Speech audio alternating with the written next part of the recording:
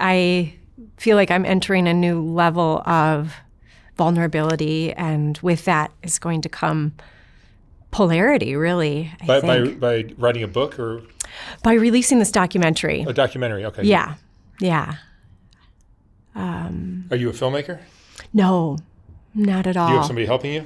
It's all done. But I just had this calling to share my story with my father in a bigger way. And he said yes. And so we did a lot of filming before he died. And How old was he?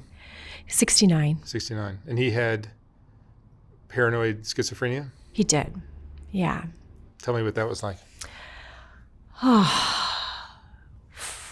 My understanding for him is he would hear different voices. He thought he was God. He would go into states of psychosis and just not being of this world.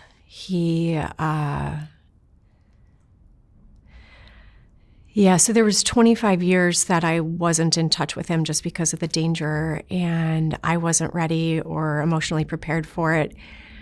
And the stories I've heard through those years are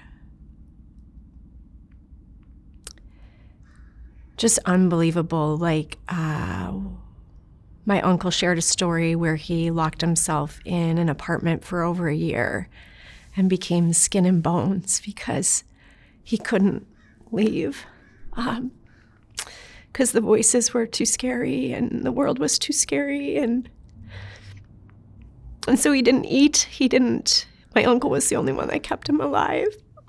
What made you reconnect with him after all those years? Just a deep desire to, he was my father and I loved him. He was the only father I knew. And there was always this pull of fearing him for my life. And then this love that just comes with him being my father. And I feared that he would die one day and I would regret not seeing him and not reconciling with him. And that process was quite a long journey. But was he better when you reconnected after all those years? Not necessarily. He maybe wasn't as bad. But he still went into states of psychosis while we were reconnected. And for me, that was wild because we didn't talk daily, but I wouldn't hear from him all of a sudden for a couple months. And I didn't know where he was, whether he was in jail or whether his phone just got shut off or if he was in the mental hospital. And it was just, that was a hard adjustment as well. Just realizing that it's not a typical relationship where I could just call him and he's available to me. Like it was just so foreign to anything I knew in my life at that time. So I would get calls from him from jail to bail him out, and then I would have the choice of whether or not to bail him out, because the idea is either you go back to the environment that led you to jail, or you stay there and maybe it's actually a little bit safer for a little while. And so those phone calls were hard because it's not like I had anybody to ask. Was your mom not in the picture? My mom and my stepdad are amazing and have given me a great, solid foundation. And with this, though, they asked to, just not be involved and to keep my dad and my relationship separate from theirs. And I respected them for that. And it was hard because my mom is one of my best friends. And so there wasn't really a place for me to go to ask questions. It's not like other friends of mine had parents that were in jail or mental hospitals or, So it was a lonely journey trying to navigate those days, those years with him. But was your dad not so difficult maybe when he was first married to your mom? he wasn't, when they first got married, he had started to show signs of schizophrenia and actually was released from the Air Force because of his behavior. And then the Marines took him. Thankfully, they did, because the VA has been an instrumental part of his support system in all these years. And my understanding is it was after boot camp that he ended up getting really bad. In no way do I blame it on the boot camp. It's not their fault in any way. I think any stressful event would have put him into that situation. And then it just, it manifested in violence, anger, and we never knew which dad we were going to get, the one that was charismatic and loving and the life of the party, or the one that I feared my life with. Were you an only child? I had a brother. You have a brother too? I have a brother, yeah. Yeah. So you worked on this documentary for how long?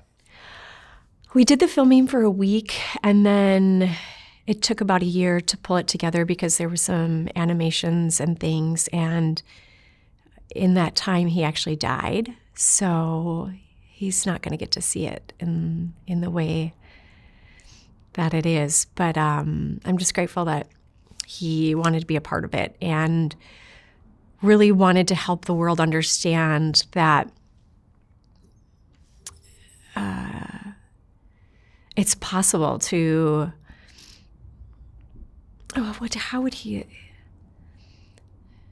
say it? He just wanted people to know what his story was. And unfortunately, he was so frail by the time we filmed it that it's not a lot of his stories, and it's more about my journey of reconciling with him and finding acceptance and love after all the trauma. It's really difficult dealing with people with mental illness. Because at some point they're just acting crazy. You just want to shake them and tell them to snap out of it. Yeah. But that's not going to work. No. What advice would you give to someone who is dealing with somebody with a mental illness problem like schizophrenia? It's not like you can't just talk common sense to them to get them to act the way you want them to.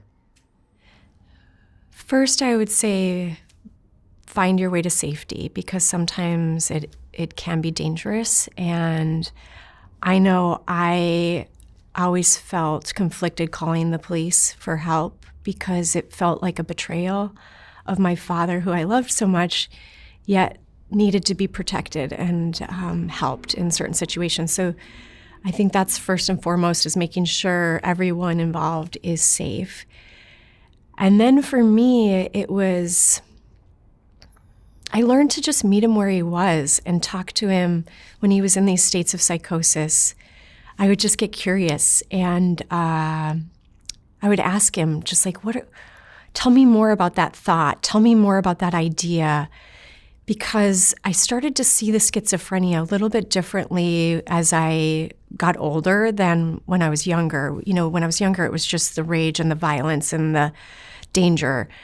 And where I got to later was this idea of, what if he actually has a superpower? What if he's accessing this world that's beyond anything I can comprehend? And yeah, what if he knows something I don't know? And what if he's not really broken, but perhaps more evolved than me? And if he had grown up in Nepal and had the right mentors or leaders teaching him that he had these superpowers. And I'm not trying to glamorize schizophrenia in any way, because when I was in survival mode, it was awful.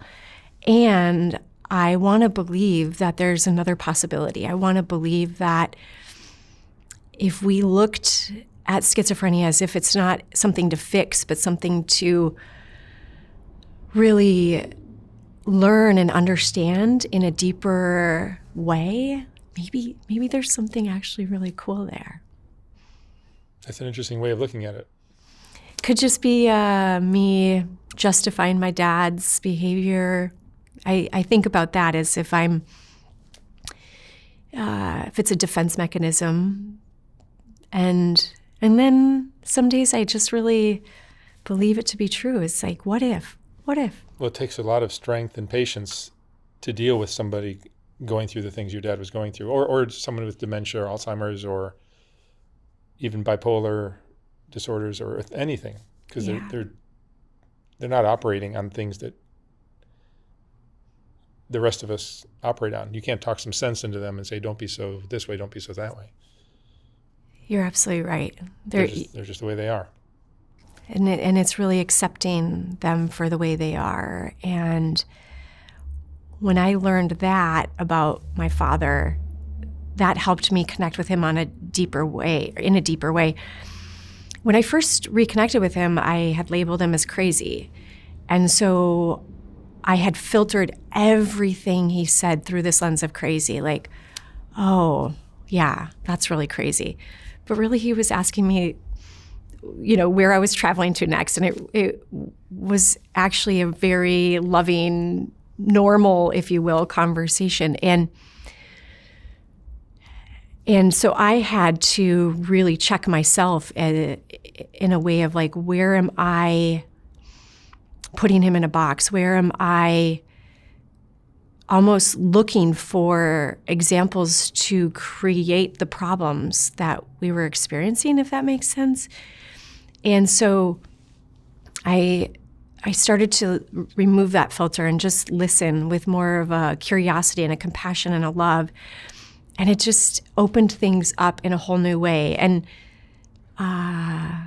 that was meaningful for me, because then I got to see him beyond the schizophrenia, beyond the behaviors that were so scary and hard and challenging. And I'm grateful I did, because I got a lot of good years with him. And he was abusive when you were a kid to you? He was. When the abuse started to focus on me is when my mom finally broke free. And so it wasn't a ton of physical violence, but more of the emotional violence and trauma in the environment. And then after he moved out, he ended up stalking me for my entire life. And he would show up at school, and we had a protocol, if you will, at school. If there was a red alert announced on the speaker system, I'd have to go to the principal's office, because it meant I was in danger. And as a kid, you just want to fit in. And people didn't really understand, and nor did I, really. So I'm grateful for all the people that were in our lives to help keep us safe and protect us. And but it's hard living every day looking over my shoulder, wondering when I was going to be attacked next. And yeah, it created a lot of behaviors in me that I've had to spend years and years unwinding. And how did it affect you as an adult? Oh gosh.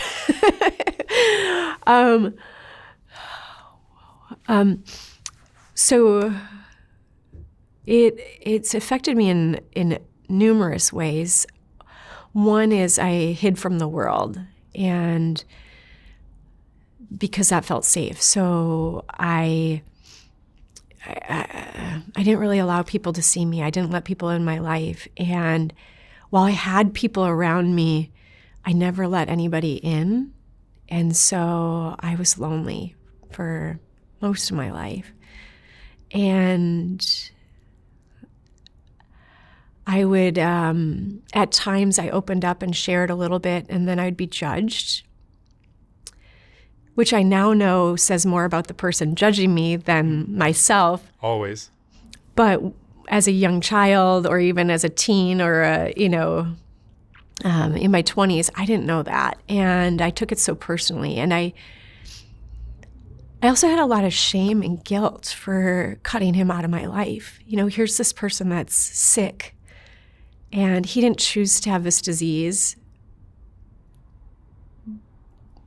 but it created so much trauma and drama and fear and terror that I needed to protect myself. But I lived with this constant conflict of fearing my father, even hating him at times, wishing him dead,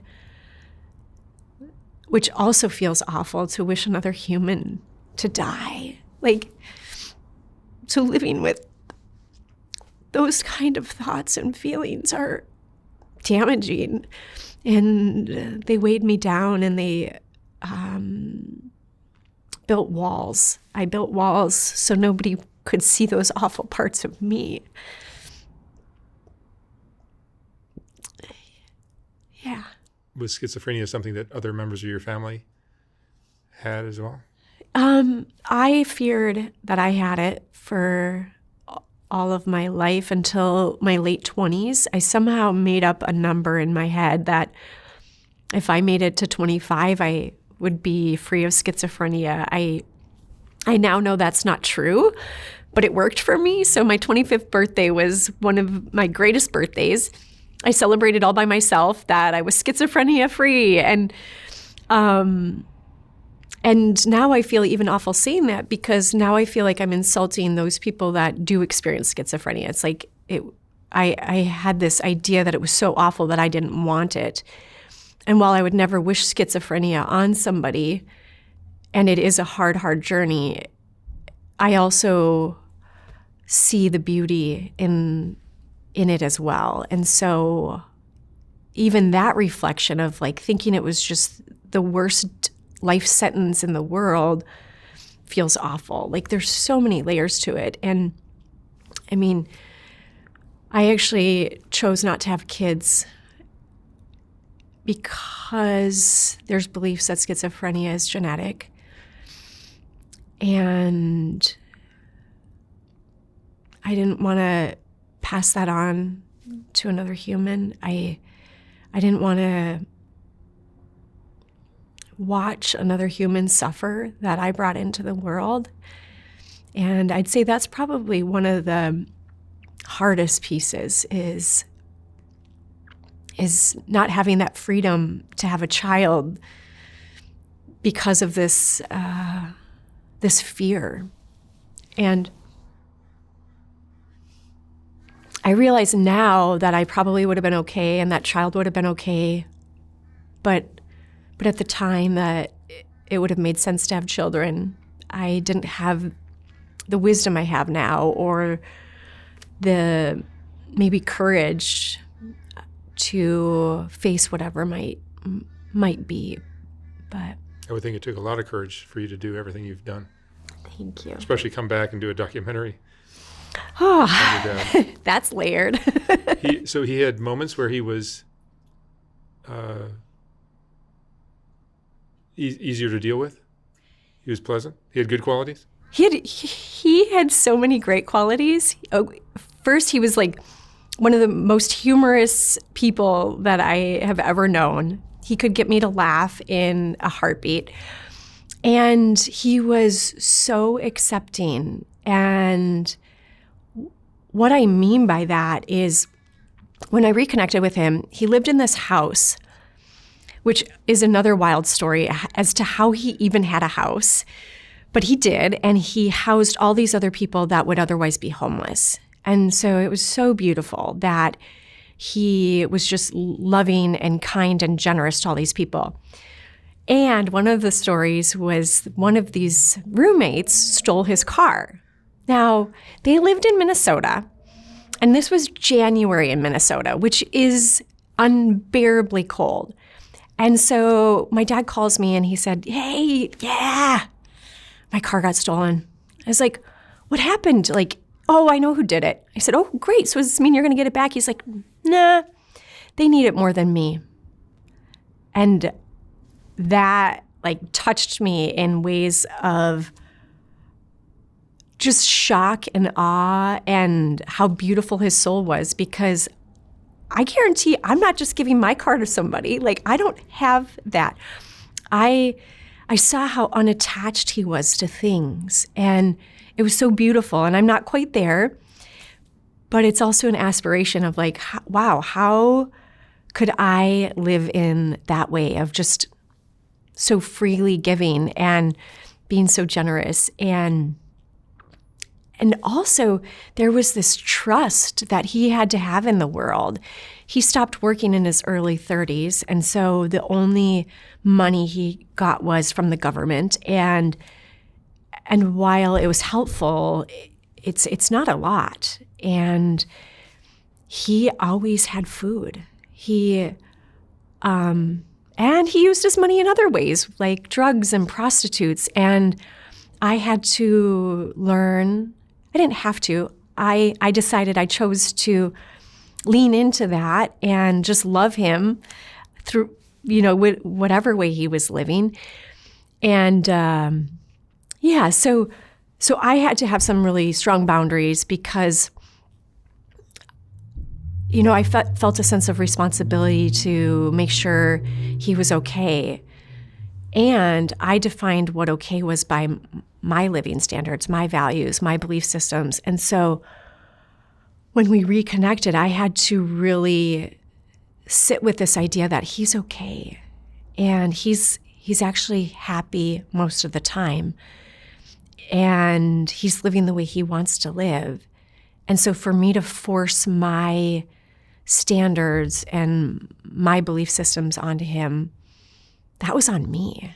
And I had to decide what I was willing to do or not. So one of the conditions that I made was I always would help him with food.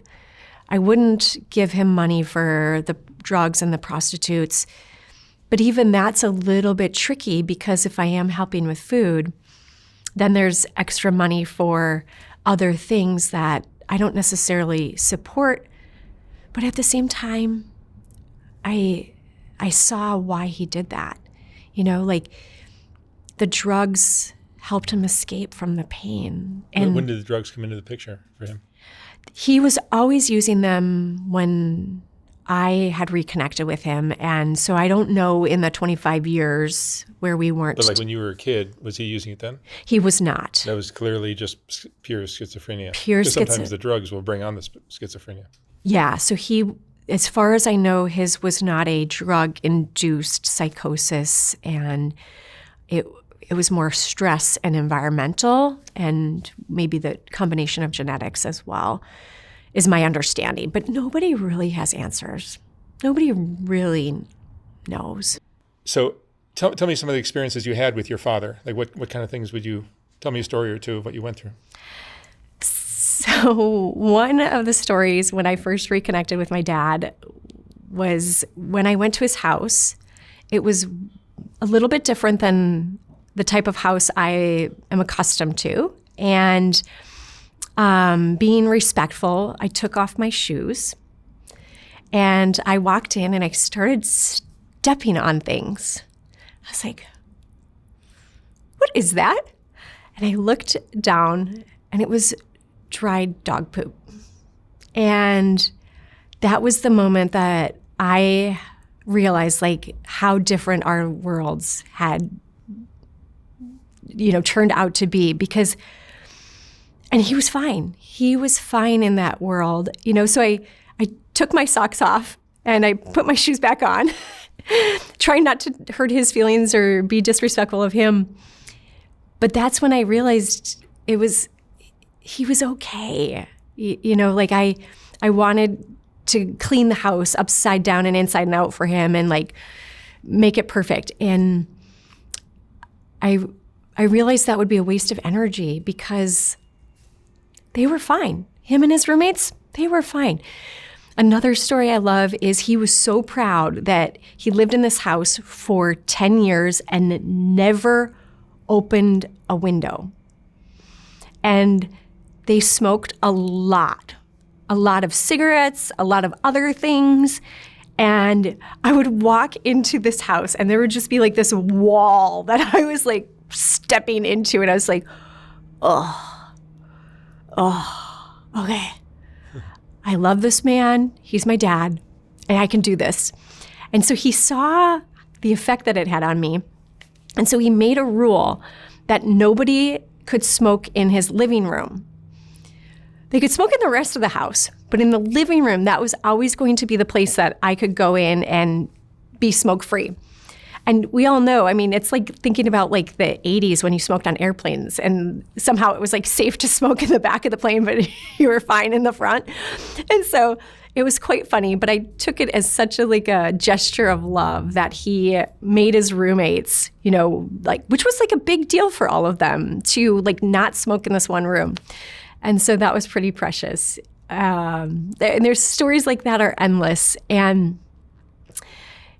he was just so great. And the first time I had Thanksgiving dinner with him and his roommates, that was a challenge because here they had taken the time to make this beautiful meal. And I knew money was limited for them, even though I tried to offer to contribute and everything. It's what they wanted to do for me. But I would also see the food that would be sitting out, you know, the chicken that would sit out for days and the dogs eating off of the plates and like the different cleaning standards, right? So here are these plates that I'm not sure if they'd ever been cleaned by anything other than the dog. And so sitting there, eating this beautiful meal with like such gratitude, but also inside just like totally cringing of like, oh my God, what am I doing? What am I doing? You know, so it's like those kind of stories that none of my friends will ever understand. And I can relate. You can? Oh yeah. Yeah. Well, I've put myself in situations like I can't believe I'm stepping into this. Yeah. Yep. But it's love that just had me stay. And one of the harder stories when he died was when I was cleaning out his home. I found a sign, and the sign said, "Need help, need food, vet." And that one crushed me because I had made that commitment that I would always feed him if he ever wanted food, but he never asked. And whether that was pride or maybe I had done or said something or who knows what, but to live in the abundance that I do and to see this sign that he would be standing on the streets with, it was just heartbreaking. And then there's funny stories that he would panhandle in church. So he had these two neighbors that adopted him, and they would bring him to church. And apparently the first time he went there with them, he started asking the people for money. He's resourceful, right? And he was great in that way. And so they had to tell him, like, if you're going to be panhandling, you got to go across the street at least. Like, we can't have the parishioners worried about going to church every week, you know, but they thought that was pretty funny. And another church story that's related, but on the opposite end of the spectrum, is he would be sitting in the pew and they would pass the basket around, I guess, and he would open his wallet, put everything he had in the basket, and then on the drive home, he'd ask them for $1 so he could buy something to drink. To be that generous and just give everything you have is beyond anything I can even imagine myself doing. Like I wish I could give that freely and trusting that I'll always be taken care of, but he lived that way. And that to me is like amazing. And then there were miraculous things that happened in his world that he was always taking care of. So at one point, the city decided to add a roundabout by his house and cut down a bunch of trees. And he ended up with $30,000 from the city, which helped him do whatever he wanted to do, which happened to be a lot of prostitutes, and that's okay. But it was wild for me to see how much of the world was just helping him in these magical and mysterious ways. So in some ways it was helpful for me because it took the burden off of me, because I really like struggled with how much do I help and how much don't I help. And so seeing things like that were wild. But the craziest story of it all was his house.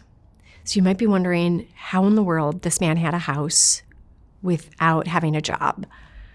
And the thing that would happen with my dad is he would tell me a million stories, and I never knew which one was true. And so I had to let go of the idea of finding the truth with him. I just had to listen to the stories, enjoy them for what they were. And so the house, you know, he told me stories that he won at gambling, or that, you know, some person gave it to him, or, you know, whatever this, I mean, there was hundreds of stories about the house and how he really got it.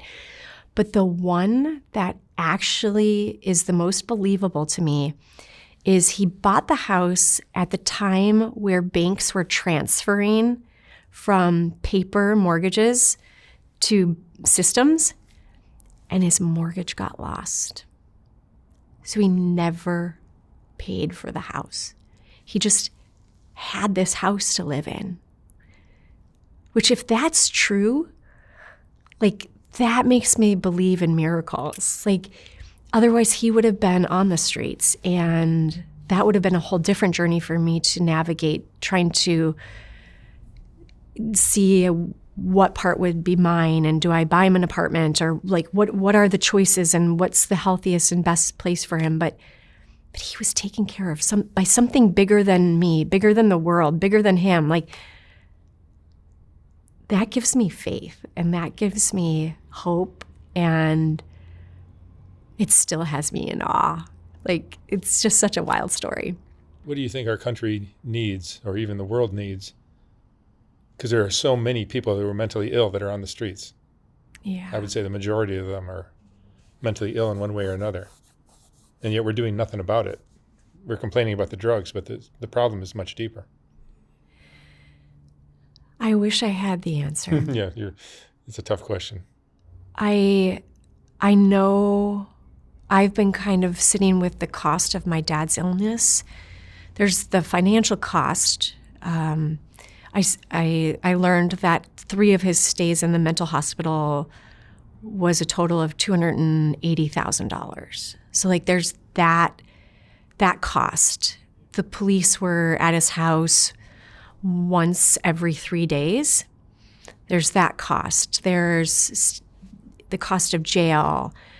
And then there's the emotional cost, you know, my years of going through therapy and healing, and, you know, my own work. And I mean, really, my whole life's been impacted by this illness. And so my instinct is just to say love, and love comes in a lot of different forms. It could be as simple as people driving by these people and showering them with love. I know that I have a whole different perspective with homeless people than many because of my dad. And I try to look them in the eyes and say hello, and just like give my love to them through my eyes, and it always catches them off guard. In fact, one guy, his name was Matt, I said hello to him and I walked away. I said, hello, have a nice day. And he goes, are you talking to me? And I was like, yeah, of course I am. He's like, nobody ever sees me. And that melted my heart as to how simple it was just to acknowledge this other human. Because whether somebody's mentally ill or homeless or just a human trying to live, like, we all crave being seen. We all crave being understood. And a little human kindness. But it gets hard. It gets complicated because we have our own fears. I know for myself that sometimes I want to look away because it's so hard to see how other people are living. And, there's tremendous guilt of, why did my life turn out okay? But then there's also a judgment there that somehow my life is better too. And so I try to be mindful of that in knowing that all of our lives matter in the same way. And we're all just beautiful humans. So love is part of it.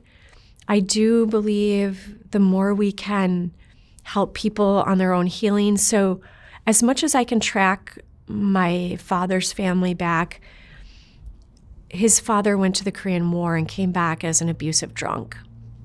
And I think that then affected my dad, and then that affected me. And I've had the fortune to try to work through that. I'm still working on it every day, but to be able to break that cycle and some of the lineage.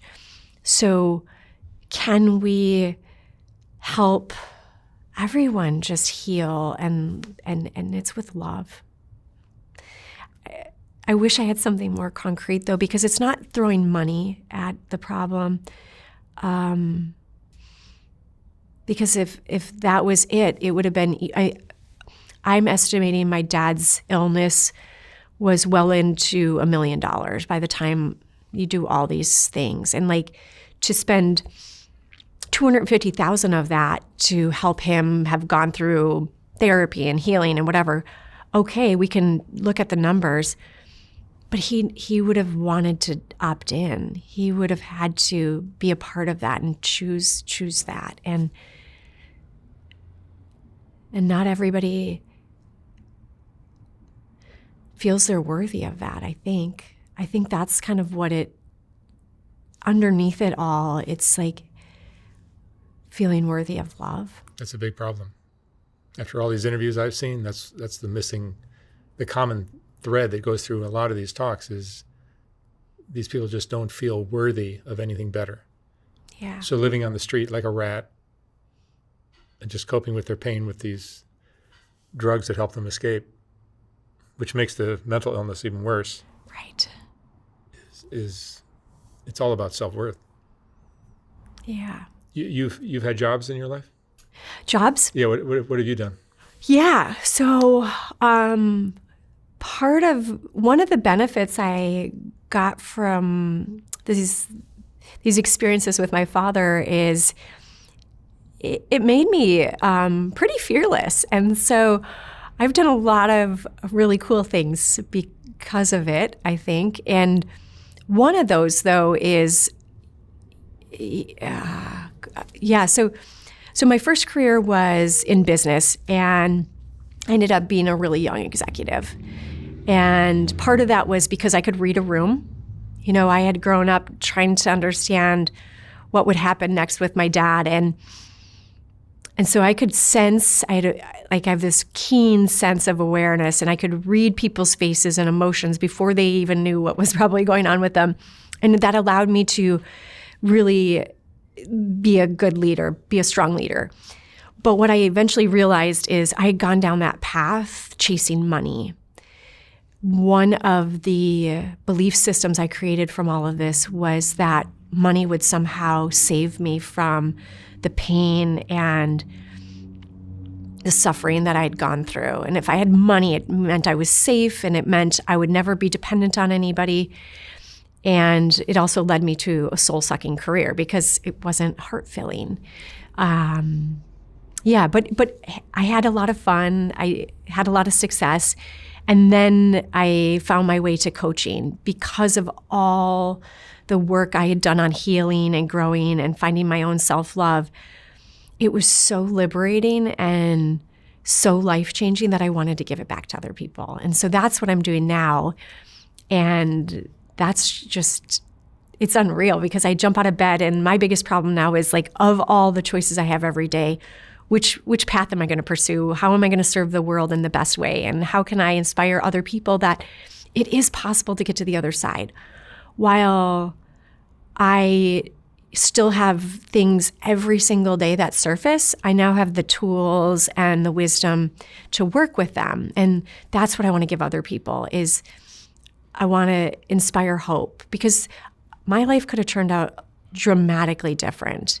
And it didn't. I'm here. I am living a life that I love. And if I can help others find that path too, it just absolutely excites me. And so you've been doing this is life coaching, you call it? Yeah. It's How long have you been doing this? 10 years. 10 years. What have you seen? What's the most common thing that people are lacking or doing wrong in their lives? It goes to self-worth. Yeah.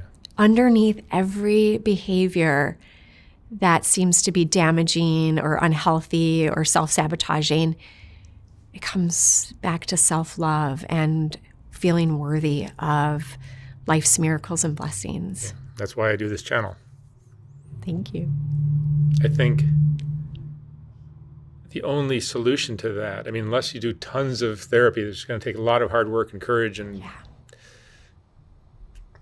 I'm not saying it can't be overcome, but it's going to be a lot of work. But the only simple solution of that is really great parenting. Yeah. Like two parents that really support and love and believe in their kids and are there for them. Yeah. That can build the self-worth and the self-love that can help a person navigate their life. Yep. I couldn't agree with you more. And I was very blessed to have my mom and my stepdad build me a solid foundation of which I could stand on, which I could use to soar and heal and grow and live in my best way. So I agree. I couldn't agree with you more. And I do think there's teachers that can make that kind of impact too. You know, for the children that might not have both parents. It doesn't have to be the parents. It could be. Yeah. Okay. Perfect. Yeah. Yeah. It could be teachers. Good. It could be good models. Role models. Yeah. Mm-hmm. I had a lot of those. Yeah. That's wonderful. Tell me about the documentary. What is it called? It's called Cracked, and it's really a journey about how I came to a place of love and acceptance through all the trauma that I experienced with my father. And it's been a beautiful journey. You know, I thought I was in a good place of healing, and doing this just showed me there's more work to do, which is okay. I think it's going to be a lifelong thing. That's fine. And yeah, but it's been rewarding, and I can't wait for it to be in the world. It's going to be later this year. So. And where will people be able to see it? YouTube on my channel, Jessica Zemple, and maybe somewhere else. I don't know yet. You never know. I'm just kind of open to what the possibilities are. That's great. Yeah. Wonderful. Well, Jess, thank you so much for sharing your story. Yeah. Thank you. Your experiences with your dad. And I wish you all the luck in your documentary and whatever else you do. Thank you. Thank you very much.